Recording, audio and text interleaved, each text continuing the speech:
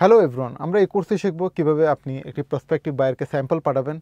আপনার যখন প্রথম দিকে আমরা শেয়ার করেছি, আগের ক্লাসে শেয়ার করেছিলাম কীভাবে প্রাইস কোটেশনটা পাঠাবেন। যখন আপনাদের প্রাইস কোটেশন অ্যাগ্রিমেন্ট অ্যাপ্রুভেল চলে আসে, আপনার প্রসপেক্টিভ বায়ার অ্যাগ্রি বা আপনার জানতে চায় যে আপনার স্যাম্পলটা কীরকম, তখন আপনি আপনার প্রসপেক্টিভ বায়ারকে স্যাম্পল পাঠাতে পারবেন।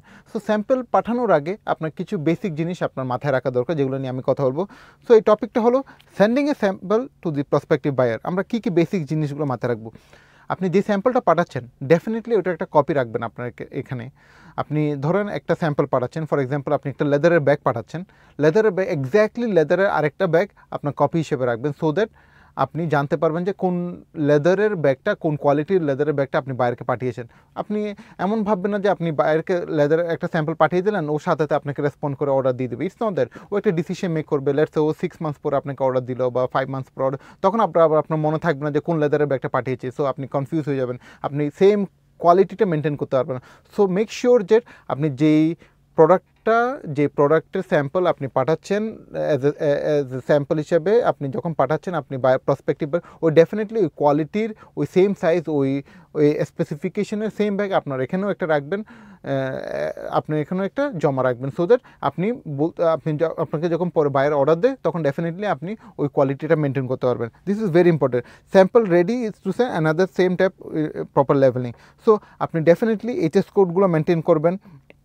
পাশাপাশি আপনি এটা করতে পারেন যে আপনি স্যাম্পলটা ফ্রি দিতে পারেন, বাট আপনি ট্রান্সপোর্টেশনটা আপনি যখন কুরিয়ার করবেন আপনি এটা করতে পারেন যে আপনার স্যাম্পলটা ফ্রি হিসেবে আপনি লেদার ব্যাগটা ফ্রি হিসেবে দিলেন, বাট কস্টিংটা, যে ট্রান্সপোর্টেশন কস্টটা আপনি যে ডিএচএলের মাধ্যমে বা ফেডেক্সের মাধ্যমে পাঠান, ওইটা আপনি মেক শিওর করবেন যে বেয়ার করে আপনার ইম্পোর্টার বেয়ার করবে। এটা সচরাচর হয়ে থাকে যে স্যাম্পলটা ফ্রি যায়, কিন্তু ওই ট্রান্সপোর্টেশন কস্টটা ফেডেক্স ডিএচএলের ওই খরচটা ইম্পোর্টার বেয়ার করে, সচরাচর এটাই করা হয়। But it depends on the আপনার সাথে কীরকম রিলেশনশিপ হচ্ছে, আপনি ওটা দেখতেই পারেন যে আপনি পাঠালে আপনি খরচটা দিয়ে দিলে সুটেবল হয় নাকি ও খরচটা দিয়ে দিলে সুটেবল হয়। সো এটা আপনি নেগোসিয়েশনের মধ্যে দেখতে পারেন। এখন আসি আমরা প্যাকিং যখন করব, আমরা যখন স্যাম্পলটা প্যাকিং করব কী মেক শিওর করব। The product should be clean without any dust. আপনার কোনো ডাস্ট বা ক্লিন থাকতে হবে প্রোডাক্টটা। প্রপার প্যাকেজিং, আপনি সুন্দর করে প্যাকেজিং করবেন, লেভেলিংটা ঠিক মতন করবেন, আপনাকে যে কোয়ান্টিটি এবং স্পেসিফিকেশন চাইছে ওটা স্পেসিফিকলি প্রোভাইড করবেন।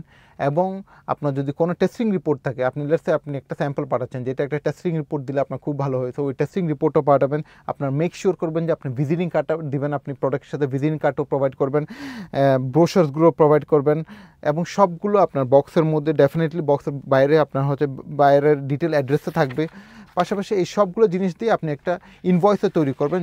যখন ডিএচএল বা ফেডেক্সের মাধ্যমে আপনি ডেফিনেটলি আপনি যখন স্যাম্পলটা পাঠাচ্ছেন তখন ডেফিনেটলি ওটা একটা ইনভয়েস পাঠাবেন, আমি আপনাদের সাথে শেয়ার করে দেবো।